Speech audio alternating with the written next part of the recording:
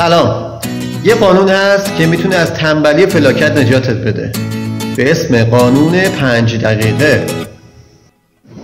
از اینکه کارات همش بیفته عقب، از اینکه یک کتابو 1 سال میخوای بخونی و نمیتونی، از اینکه درسات همش میفته عقب و تلمبار میشه، از اینکه همه کارات همش عقب میفته، میتونه نجاتت بده. اون قانون خیلی قانون خوبیه، به شرطی که رعایتش کنی. میدونی چرا کارامون همش عقب میفته؟ دلیلش چیه؟ دلیلش اینه که کارهامونو ذهن ما نمیتونه واسه خودش اجرا کنه. با خودش میگه اوه 400 صفحه میخوام کتاب بخونم، اوه تمام درس‌ها مونده، کی میخواد بره بشه ورزشکار؟ ما نمیتونیم. کار خیلی سنگینه، سنگ بزرگیه. واسه همین این قانون بهت کمک میکنه که ذره ذره، خورد خورد، روز به روز، ثانیه به ثانیه و دقیقه به دقیقه کارتو ببری جلو.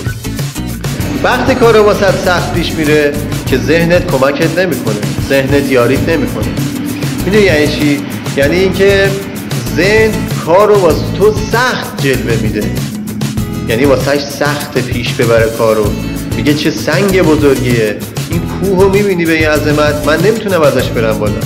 ولی وقتی قدم میذاری تو راه، قدم به قدم میری جلو، ذهن آروم میشه، ذهن قبول میکنه که تو میتونی بری جلو، ذهن قبول میکنه که تو وقتی تا نصف کوه رفتی بالا، پس تا قله هم میتونی بری.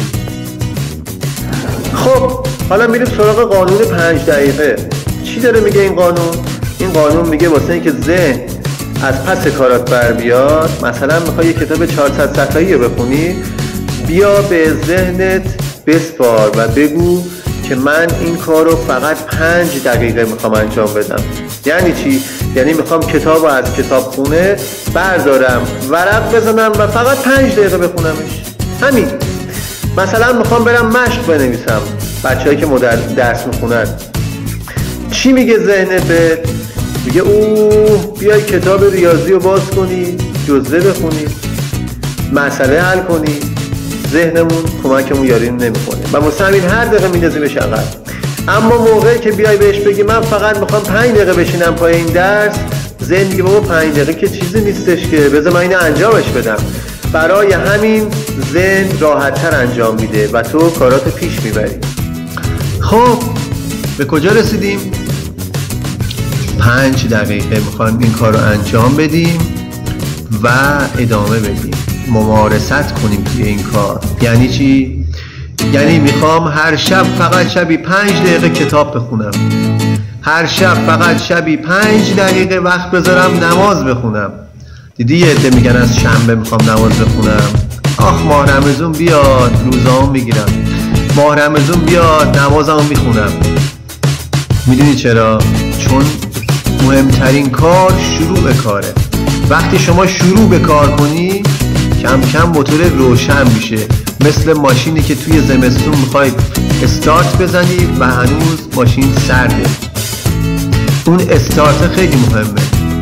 میدونین چرا؟ چون شروع کار خیلی مهمه. وقتی که شما استارت رو زدی، 5 دقیقه راه رفتی، تازه ماشین گرم میشه، از 20 تا سرعت میتونی 50 تا سرعت بری. 5 دقیقه رفتی میتونی بکنیش 80 تا، 80 تا رو بکنی 100 تا. یعنی چی؟ یعنی این که من موقعی که 5 دقیقه یه هفته خوندم، بعد از یه هفته میکنمش 6 دقیقه، بعدش میکنمش 7 دقیقه، بعدش میکنمش 8 دقیقه. اگر دوست داشتیم زیادش میکنیم، اگر هم دوست نداشتیم هر شب به مدت 5 دقیقه من میخوام کتاب بخونم. یکی از دانشمندای برجسته کشورمون میگن 6-7 تا زبون بلد بوده، فقط با مطالعه شبی 5 دقیقه. یعنی چی؟ یعنی شبی 5 دقیقه زبان انگلیسی میخونده و با همین روش چندین زبون رو یاد گرفته. با این قانون از تنبلی خداحافظی کن، کارات پیش ببر و پیشرفت کن. یادت باشه قضیه صحبت‌های ما همش درباره پیشرفته. با پیشرفت کردن دیگه از موضع متحرک بودن خیلی همون در اومدیم.